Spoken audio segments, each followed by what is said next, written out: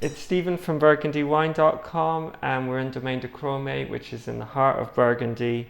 This week we've had some fun. It's harvest time, and we went into the Maranges, which isn't far from here, just on our doorstep, to the Domaine Regnaudot, Bernard et Florian, and we met them in the vineyards, chatted with them about the harvest, back and talked with Florian about the vinification process that they do.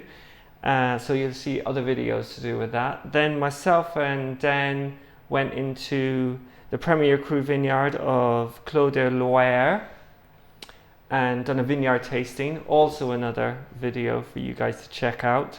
So we sat around thinking about what dish to do, and Ellie was saying, well, we really should go deep into Burgundian roots and the harvest time and do a famous local dish called les Oeufs en Meurette. Excuse my French. Les Oeufs en Meurette. And maybe some of you have heard it. If you've been to Cromay, you've had it. If you've been to Burgundy, you've had it. It's eggs poached in red wine. So enjoy the process, enjoy the wine, and speak to you soon. Today we're going to use a Domaine Regnaudot Premier Cru Clos de Loire. That's the wine that we're going to use to pair this dish as well. You could use a Cru Beaujolais or any other Burgundy. What you're looking for is a fruit-forward wine with good colour and nice acidity to cut through the richness of the dish. Use the full bottle. Bring the wine to a nice simmering temperature that's suitable for the eggs. Crack the eggs separately into a bowl, therefore if one yolk breaks you don't ruin your poaching liquid. You can be quite patient at this stage.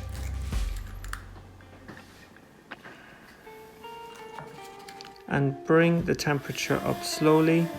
You want the whites to be set and the yolks still to be just cooked. Prepare an ice bowl.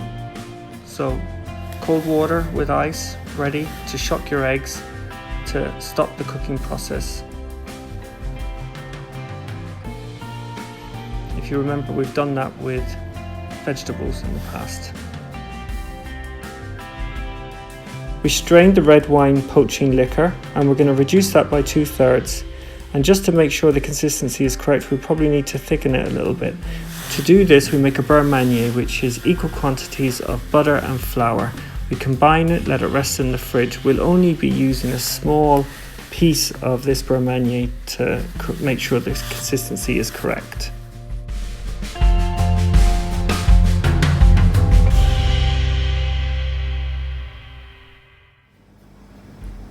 So one of the traditional ingredients that we're going to maybe have a little twist on is the bacon part. So we're going to do 3 different types of bacon. One is a bacon crumb, which we're going to make now, and we'll have lardons and we'll have a little thin slice.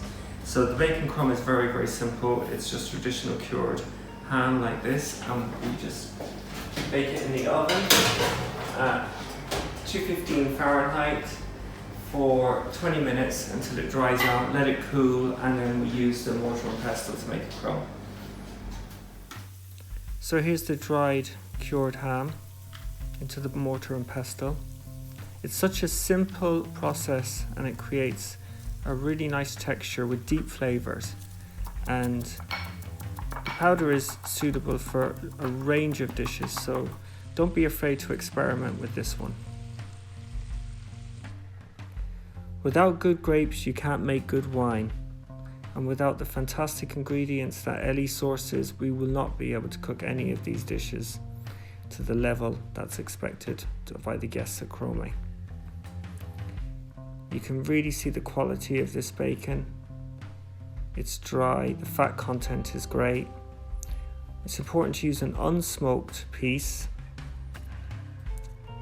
A smoked piece would just overpower the dish. It's rich enough.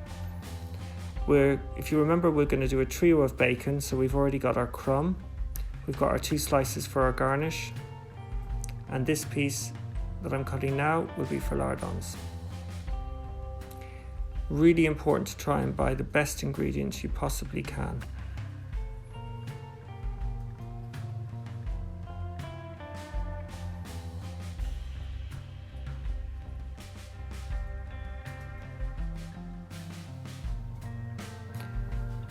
Just going to roast off our garnish pieces, 25 minutes at 215 Fahrenheit.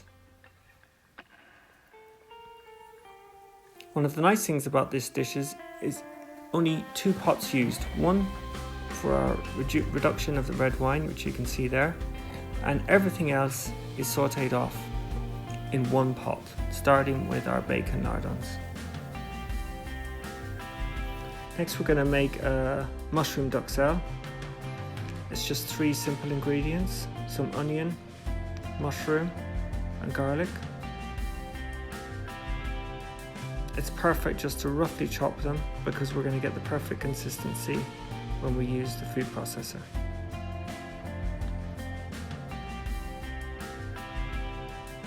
Just pop all the roughly chopped ingredients in.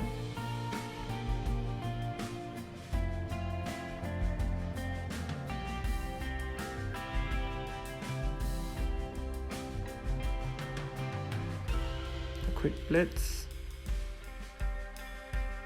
And you can see the consistency there is really nice. Use the same pan as your bacon. Lots of flavour in there, you don't want to waste it.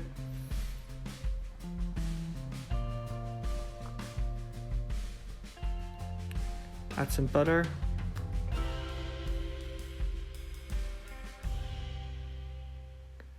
Really important to fry this off well, and you can see the mushrooms are extracting the flavour from the pan. As always, seasoning. Really cook it out nicely. Just use my little spatula. Into a small bowl, and we'll set aside.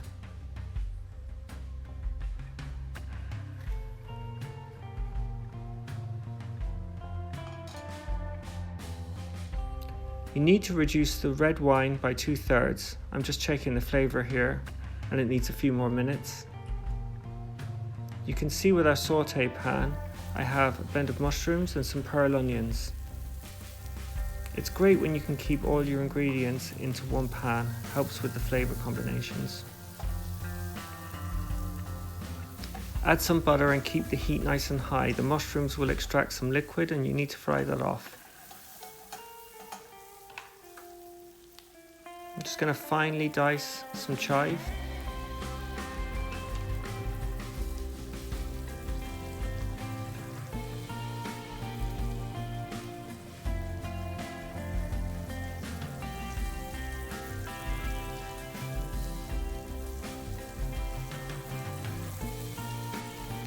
Add to the dish. As always, important to check the seasoning.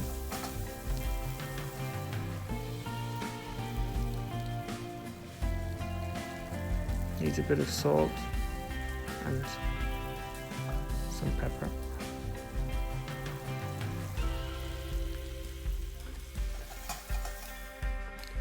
The base of the dish consists of a round of French baguette that's been fried off in a garlic butter. So we start by taking our 4 pieces and rubbing each piece back and front with a piece of garlic.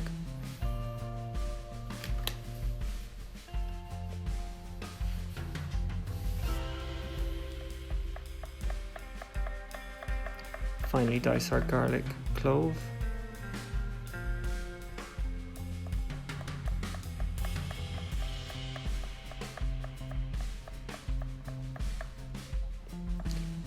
Use our one pot that we've been using for the saute all along with a good knob of butter. Make sure the pot is not too hot as you don't want to burn the garlic. Then just add your pieces of French baguette. They'll soak up all the juices of the pan. Like I said, it's a great dish for a dinner party because you can prepare all the ingredients beforehand.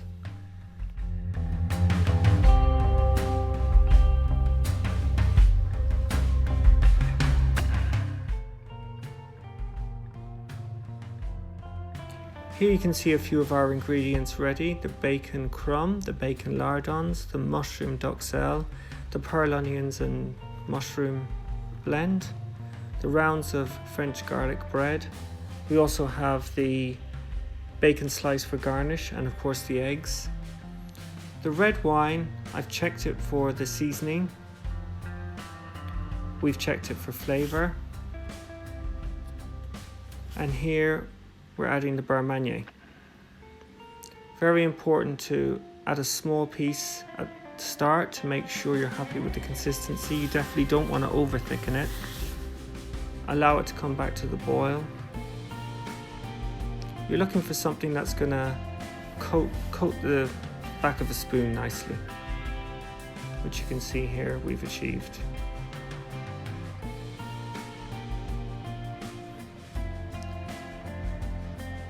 It'll need a few minutes to cook out, that's very important for the flour. For service here in the domain, we like to strain into a jug.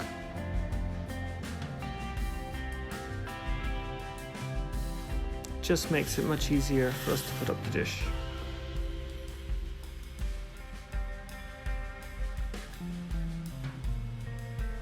When you think that once that was a full bottle of wine, you can imagine what the flavour is like.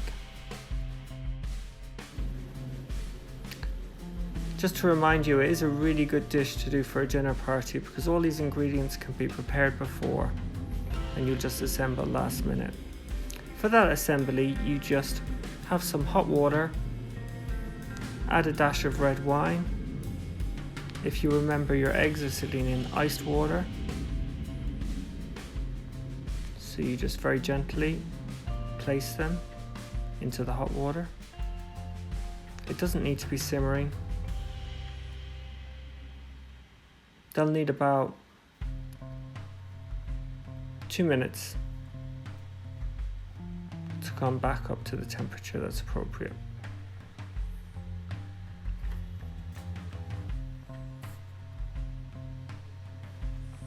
There's a couple of ways you can put up this dish, some more traditional than others.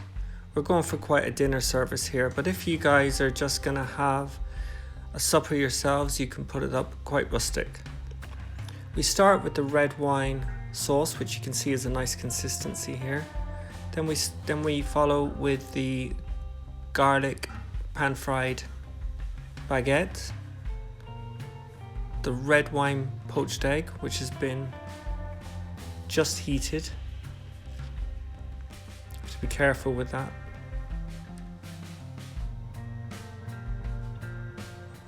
We follow with the pearl onions and selection of mushrooms. The pearl onions, to peel them, we just boiled them, blanched them in some boiling water, refreshed them in some ice water and peeled them. We're using florets and chestnut mushrooms, but remember with all our recipes, if you can't find any of the ingredients that we're suggesting, you can source your own ones, the best possible alternatives. Don't be afraid to experiment. The dish has a trio of bacon. This is the lardons.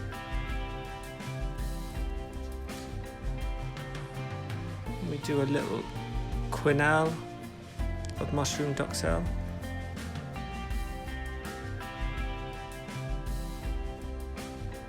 Adds a lovely depth of flavour to the dish.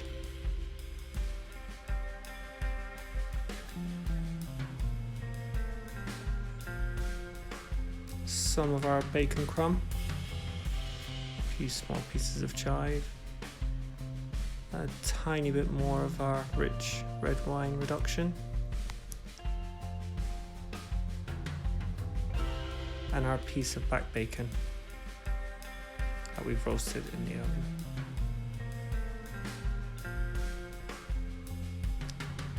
As always, our seasoning, and there you have it. Les œufs en Meurette.